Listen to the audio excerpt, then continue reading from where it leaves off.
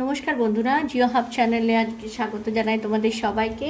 অনেক দিন পরে তোমাদের সাথে আমার দেখা হচ্ছে। আসলে কাজে অনেকটা ব্যস্ত হয়ে পড়েছি নিজের কাজে, এই জন্য কন্টিনিউ রেগুলার যে ক্লাসটা ছিল সেটা একটু ডিস্টারবেন্স হচ্ছে। কিছুদিন পর আবার এটা ঠিক হয়ে যাবে। তো আমাদের জনজাতি টোটাল সিটিজের মধ্যে মোটামুটি 10 থেকে 11টা ভিডিও অলরেডি আপলোডেড আছে।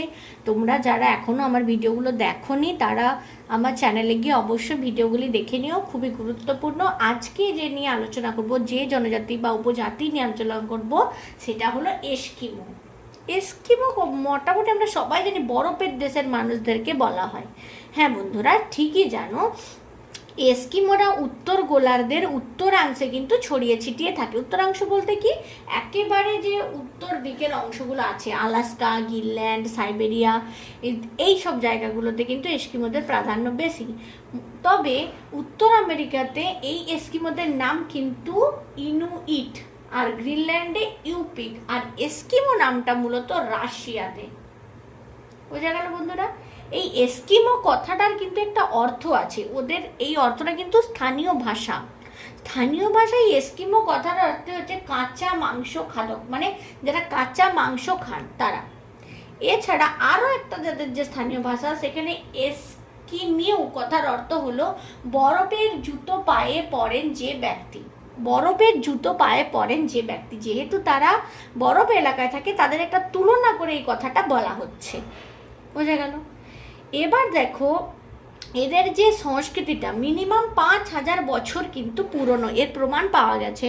কিভাবে প্রমাণ পেয়েছে? প্রাচীন হাতে যে দ্রব্যাদিগুলো, সেগুলো তারা যারা এইসব নিয়ে কাজ কারবার করে থাকে, সায়েন্টিস্ট বা জিওলজিস্ট যারা বলা যায় যদি, তাহলে তারা কি করেছে, একটা বয়স সেই দ্রব্যাদির থেকে বয়সটাকে নির্ধারণ করে এই বলছে যে 5,000 মোটামুটি বছর পূর্বে তাদের সংস্কৃতির প্রমাণ পাওয়া গিয়েছিল। এবার তারা মাইগ্রেট হয়ে কিভাবে এসছে সেই জিনিসটা বলছি।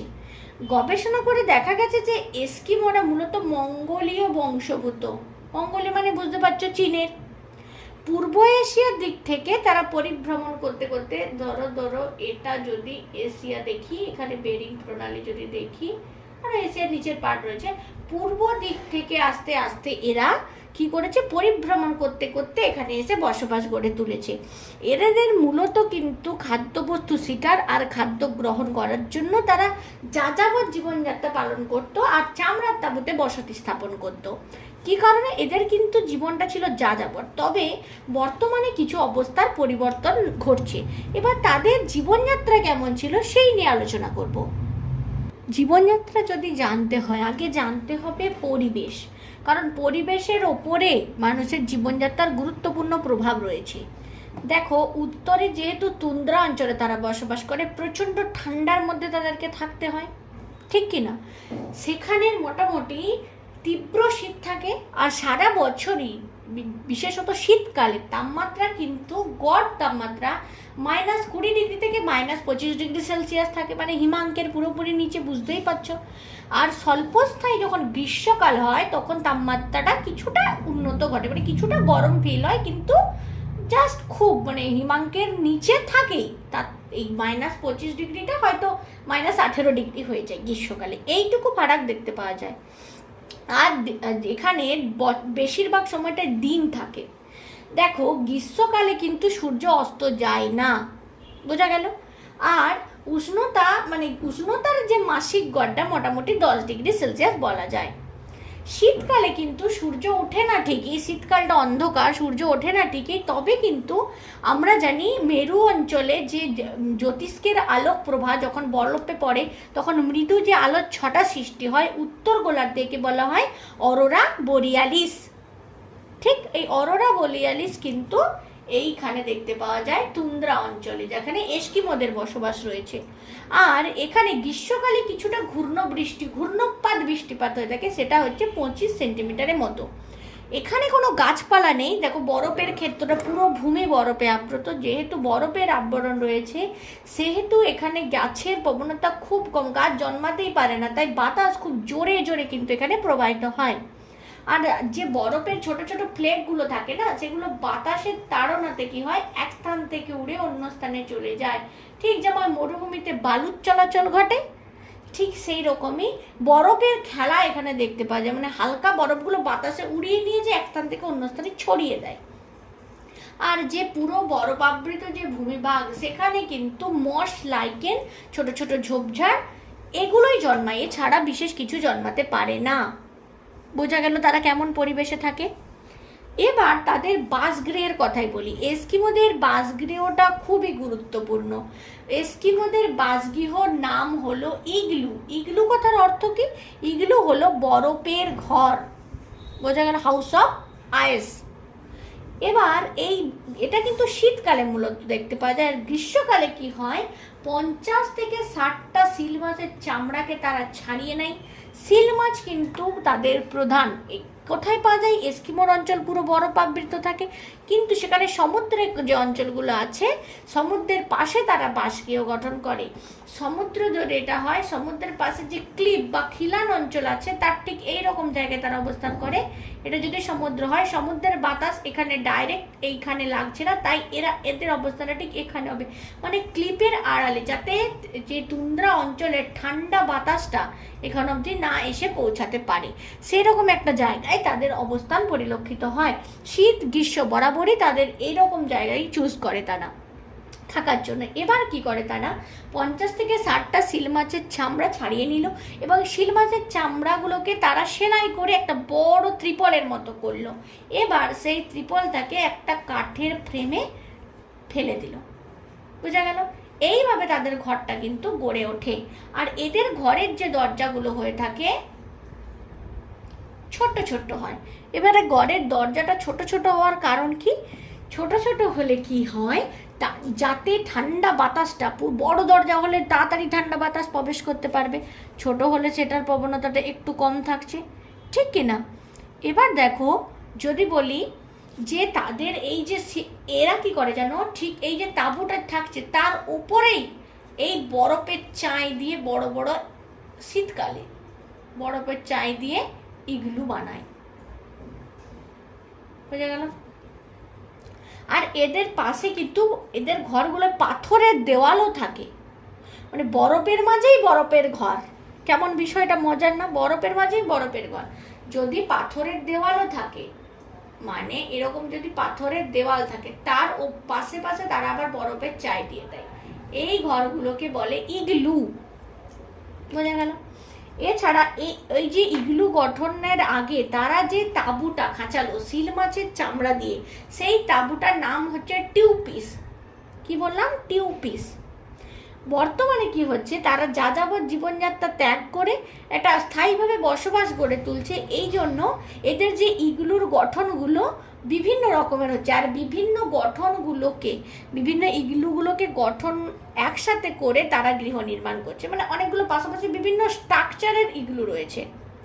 আর এরা সিল মাছের চামড়া ছাড়াও ক্যারিবু নামক হরিণের চামড়াও ব্যবহার করে। বোঝা গেল? কি জন্য ব্যবহার করে? তাঁবু বানাতে। যেহেতু তারা ভ্রাম্যমান জীবনযাত্রায় ছিল তাদের আগে, সুতরাং তাঁবু খাঁচানো তাদের একটা বিরাট বড় টেন্ডেন্সি।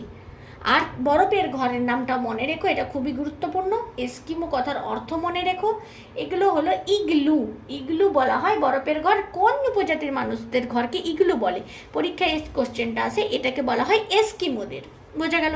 এবার তাদের দেখো পোশাক আশাক নিয়ে আলোচনা করব। এরা যেখানে বসবাস করে সেখানে প্রচণ্ড ঠান্ডা। স্যার, প্রচণ্ড ঠান্ডার হাত থেকে বাঁচার জন্য তাদেরকে কি করতে হয় জানো? পুরো শরীরকে ভালোভাবে ডেকে রাখতে পারে এই রকম মানে একটা জিনিস দরকার হয়, যেটা পুরো শরীরকে ভালোভাবে ডেকে রাখতে পারে সেই রকম পোশাক। তার জন্য তারা কি করে, সিল মাছ, বলগা হরিণ এদের চামড়ার তৈরি পোশাক পরিধান করে। বোঝা গেল? আর এদের যেগুলো ইনার ওয়্যার বা অন্তর্বাসগুলো হয় সেগুলো মূলত মানে পাখির পালক দিয়ে তৈরি হয়। সেই পাখির পালক এই কারণেই ব্যবহার করে তারা, যাতে গরম ফিল হয়। যেহেতু ঠান্ডা, তার হাত থেকে বাঁচতে তো হবে। এদের দেখো একটা খুব গুরুত্বপূর্ণ পার্কা নামক পোশাক তারা পরে, যেটা পশুর লোম দিয়ে তৈরি হয়, পার্কা। বোঝা গেল? তবে বর্তমানে শার্ট, টুপি, জ্যাকেট ইত্যাদি তারা পরিধান করছে ঠিকই, কিন্তু তারা যে এগুলো তৈরি করার জন্য যে কাঁচা মালটা ব্যবহার করছে সেটা কিন্তু পশুর লোম, চামড়া। বোঝা গেল? এবার দেখো তারা পায়ে কি পরে, পায়ে যেহেতু শক্ত বরফের আস্তরণ ভূমিতে, পায়ে সিল মাছের চামড়া দিয়ে তৈরি একটা জুতো পরে, যেটা কিনা ওয়াটারপ্রুফ। যেহেতু বরফ গলে যাওয়ার চান্স অনেক বেশি, সব কিছুই পাগুলো ভিজে যাওয়ার চান্স বেশি, ওই জন্য তারা ওয়াটারপ্রুফ জুতো পরে, যেটা সিল মাছের চামড়া দিয়ে তৈরি। তবে বর্তমানে কি হচ্ছে, তারা যে এস্কিমোরা তাদের ভ্রাম্যমান যে বিক্রেতারা আছে তাদের কাছ থেকে কিছু আধুনিক গরম পোশাক কিনতে চলেছে, মানে তারা এখন কিনছে, এটা একটা তাদের টেন্ডেন্সি এসেছে। তবে বর্তমানে যে এটা এমনটা নয় যে তারা মানে যে পার্কা সেটা পড়ে না, এই বিষয়টা নয়, তাদের আধুনিকতার ছোঁয়া একটু একটু লাগছে বলা যেতে পারে। বোঝা গেল? এই হলো তাদের পোশাকের ডেসক্রিপশন। এবারে যদি বলি আমি খাদ্যদ্রব্যর কথা, খাদ্যদ্রব্য সংগ্রহের একটা টেকনিক আছে। দেখো, এদের সমুদ্র থেকে সিল মাছ সংগ্রহ প্রধান খাদ্য উপাদান বলে চিহ্নিত হয়। দেখো, বরফের ফাঁক দিয়ে সিল মাছ যখন বাতাসে, ধরো এটা এখানে বরফের স্তর আছে পুরো, এবার এখানে তলায় সিল মাছ রয়েছে, ঠিক আছে, আমি একটা মাছ ড্রয়িং করলাম মোটামুটি। এবার যখন বাতাস পেতে মুখটা এখানে বার করে, তখন কি করে জানো, তখন শিকারি এস্কিমোরা হারপুন নামক একটা যন্ত্র আছে, সেটা ছুঁড়ে এখানে মুখটা আটকে দিল, হয়ে গেল তাদের শিকার। বোঝা গেল? এছাড়াও স্থলভাগে ক্যারিবো হরিণ, খরগোশ, পাখি এরা কিন্তু শিকার করে। তবে ক্যারিবো হরিণ কিন্তু সহজে পোষ মানে না, এই জন্য তাদের এখানে বলগা হরিণের অনেক বেশি আমদানি হয়েছে। সিল মাছকে তারা খাদ্য হিসেবে ব্যবহার করছে ঠিকই, তবে সিল মাছ দিয়ে তারা আরও অনেক কাজ করছে। সিল মাছের চামড়া দিয়ে পোশাক বানাচ্ছে, তাঁবু বানাচ্ছে। বোঝা গেল? এবং তারা যে কায়াক ব্যবহার করে, কায়াক জিনিসটা কি, সমুদ্রে শিকার করার জন্য যে নৌকা টাইপের ব্যবহার করে, সেটাকে বলা হয় কায়াক। আর এই কায়াক তৈরিতেও সিল মাছের চামড়া তারা ব্যবহার করছে। তবে এখন যেহেতু আধুনিকতার সংস্পর্শে এসছে, বলা হচ্ছে যে এস্কিমোরা শুধুমাত্র আনন্দের জন্য, আনন্দের স্বাদ নিতে এই কাজটা করে থাকছে। আর এছাড়াও দেখো, বরফের পুরো আস্তরণে চলার জন্য, কোনো খাদ্যদ্রব্য সংগ্রহ করার জন্য, কেনা বেচা ইত্যাদি করার জন্য তারা কিন্তু স্নো মোবাইল, বরফের স্কুটার ব্যবহার করছে। তবে এই যে স্লেজ গাড়ি, বরফের তৈরি বলগা হরিণের টানা স্লেজ গাড়ি তারা আগে ব্যবহার করতো, রয়েছে, এখনো নেই এমনটা নয়। তবে এই স্লেজ গাড়ির পরিবর্তে এখন কি ব্যবহার করছে, বরফের স্কুটার বা স্নো মোবাইল। বোঝা গেল? এবার আরও ছোট ছোট জিনিস নিয়ে আলোচনা করছি। এদের একটা সুন্দর সংস্কৃতি আছে, সেটা কি, তারা দেখো কারিগরি বিদ্যা বা হস্তকলায় তারা কিন্তু যথেষ্ট নিপুণ। প্রাচীনকালে তাদের একটা দলনেতা থাকতো, যেই দলনেতাকে তারা ফোকাস করে চলতো, যেমন আমরা নেতা মন্ত্রী থাকি ঠিক সেই রকম, সেই একজন নেতা থাকতো, সে যা বলতো সেটা তারা মেনতে চলতো। ব্যক্তিগত যে জিনিসগুলো ছাড়া তারা বিশেষ কিছু অন্য কিছু নিত না। ব্যক্তিগত যেগুলো জিনিস সেগুলোই হয়তো দরকারি, কিন্তু অন্য কিছু বিশেষ ধ্যান দিত না। তবে এই এস্কিমোদের ছেলেরা কিন্তু শিকার করে, আর মেয়েরা কি করে, গৃহকাজের সময় দেয়। বর্তমানে অবশ্যই এটা কিছু পরিবর্তন এসছে, অনেকেই মেয়েরাও অনেক কাজে যুক্ত হচ্ছে।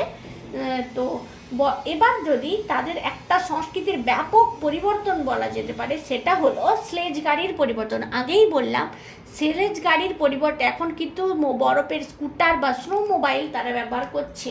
এবং শিল মাছ শিকারের জন্য যে হারপুন বা বর্ষা জাতীয় যে যন্ত্রটা তারা ব্যবহার করতো, সেটার পরিবর্তে তারা বন্দুক ব্যবহার করছে। মানে ভাবো যে কতটা সংস্কৃতি চেঞ্জ এসছে, হারপুন থেকে সিধা বন্দুক চলে গেছে। বোঝা গেল? আধুনিক জীবনযাত্রা তাদেরকে কি করেছে যেন, ভ্রাম্যমান জীবনযাত্রা থেকে স্থায়ী বসতি আনার চেষ্টা করছে। এবং যে আমেরিকা যুক্তরাষ্ট্র সরকার মানে তাদেরকে নতুন মানে তাদের যে জীবনযাত্রা তাদেরকে উন্নতি করার জন্য কৃষিকাজে যুক্ত করার চেষ্টা করছে। এই হলো তাদের সংস্কৃতি। এবার যদি তাদের ভাষার কথা বলি, তাদের যে ভাষা সেটা হচ্ছে ইনপুট আর ইউপিক দুটো প্রচলিত ভাষা। তবে এই দুটো ভাষার মধ্যে ব্যাকরণগত মিল অনেকটাই আছে, কিন্তু শুনতে এই দুটো ভাষা কিন্তু আলাদা। দেখো, তাদের যে বৈবাহিক সম্পর্কটা একটা মজা এবং ইন্টারেস্টিং। এই যে এস্কিমো, তাদের মধ্যে প্রেম ঘটিত বিবাহ দেখতে পাওয়া যায়, মানে যেটাকে লাভ ম্যারেজ আমরা বলে থাকি। এদের প্রসেসটা দেখো, পরিবার থেকে দেখে শুনে বিয়ে হয়, এটা ঠিকই, কিন্তু এটাও হয়ে থাকে এই যে ইনপুট যে জনজাতি বা ইনপুট ভাষার যারা কথা বলে তারা কি করে, পাত্রপ্রার্থী তারা দুজনকে পছন্দ করলো। এবার পাত্রটা কি করবে, পাত্রের বাড়িতে গিয়ে কয়েকদিন থাকবে। কেন থাকবে? তাদের পাত্রীর পরিবারের লোকের বিশ্বস্ততা অর্জন করার জন্য। এবার যখন বিশ্বস্ততা অর্জন হয়ে গেল, তখন কি করবে, মেয়েটার সাথে রাত্রি যাপন করবে, মানে বিবাহিক সম্পর্কের পূর্বেই তাদের মিলন ঘটে। এরপর ওই রাত্রি যাপনের কিছুদিন কাটার পরে তারা একটা বড় অনুষ্ঠান করে স্বামী স্ত্রী হিসাবে পরিচয়টা পায়। বোঝা গেল কেমন বিষয়টা? আমরা এগুলো সিনেমায় দেখে থাকি, কিন্তু ওদের ওখানে বাস্তবে সেটা সম্পন্ন হয়। আর এস্কিমোর যে পুরুষরা থাকে, কেউ কেউ করে কি বহু বিবাহ এখনো তাদের মধ্যে রয়েছে। এবারে বহু বিবাহ বা একাধিক বিবাহটা কি দেখায় জানো? এটা দেখায় যে তারা কতটা বড় লোক। মানে কেমন, একটা ব্যক্তির যদি দুটো বউ থাকে, তাহলে সে দেখাতে চায় যে দুটো স্ত্রীর ভরণ পোষণই কিন্তু আমি গ্রহণ করতে সক্ষম, মানে সামর্থ্যটাকে দেখায়। বোঝা গেল? এবার সব শেষে যার কথা বলবো সেটা হলো জীবন এবং জীবিকা। পূর্বে কি হতো, তারা সিল মাছ সংগ্রহ করেই তাদের জীবন চলতো। বরফের যে আবৃত অঞ্চল, সেখানে তারা কায়াকে চড়তো, বলগা হরিণের যে স্লেজ গাড়ি ছিল সেটা নিয়ে শিকারে বেরিয়ে পড়তো। আগে হারপুন ছুঁড়ে তারা যে সিল মাছ সংগ্রহ করতো, সিল মাছটাই তাদের প্রধান খাদ্য। তাই সিল মাছ সংগ্রহ এবং শিকার এটাই তাদের মূলত প্রধান জীবিকা। তবে এখন কি হচ্ছে, যেহেতু পশ্চিমী সংস্কৃতি তাদের মধ্যে এসেছে, তাই তারা কি করে অনেক ভ্রাম্যমান ছোট ছোট খাবারের দোকান করে। আর এখন শিকারটা তাদের হয়ে গেছে আনন্দের জন্য। বোঝা গেল? তবে এছাড়াও তারা চাকরি, ব্যবসা ইত্যাদি করছে। কেন করছে দেখো, গ্রীষ্মকালে যখন বরফটা কিছুটা গলতো, তখন হয়তো সিল মাছ পাওয়াটা তাদের সুবিধাজনক ছিল। কিন্তু শীতকালে কি হচ্ছে, তারা খাবার পাচ্ছে না, চরম দুর্ভোগে পড়েছে। এই জন্য তাদেরকে এই যাযাবর বৃত্তি বা সিল মাছ সংগ্রহটা ছাড়াও আরও অন্য কিছু জীবনযাত্রা টিকে রাখার জন্য অন্য কিছুর দিকে ঝুঁকতে হচ্ছে। দেখো, আগে তাদের তারা কি নাচ গান করতো, মুখে মুখে গল্প বলতো, এই টেন্ডেন্সিটা তাদের ছিল। কিন্তু এখনকার দিনে তারা কি করছে, টিভি ব্যবহার করছে, মোবাইল ফোন ব্যবহার করছে, মানে এন্টারটেনমেন্টেও মানে অনেকটাই বেশি পরিবর্তন এসেছে। তো বোঝা গেল এস্কিমোদের জীবনযাত্রা কেমন। বরফের মধ্যে থেকেও তারা কেমন একটা কঠিন পরিস্থিতি চালিয়েও জীবনযাত্রা টিকে রাখতে পারছে। আজকের ভিডিওটা কেমন লাগলো অবশ্যই কমেন্ট করে জানিও। আজকের মতো এখানেই স্টপ করছি। আর একটা অনুরোধ রইল, সেটা হচ্ছে চ্যানেলে ভালো লাগলে অবশ্যই লাইক এবং শেয়ার করে দিও। আরও কিছু ভিডিও বা আরও কোনো জনজাতি সম্বন্ধে যদি তোমরা জানতে চাও, নাম অবশ্যই কমেন্ট বক্সে আমাকে জানিও। আমি নতুন ভিডিও দেওয়ার তোমাদেরকে চেষ্টা করব। আর চ্যানেলে নতুন হলে সাবস্ক্রাইব করতে ভুলো না।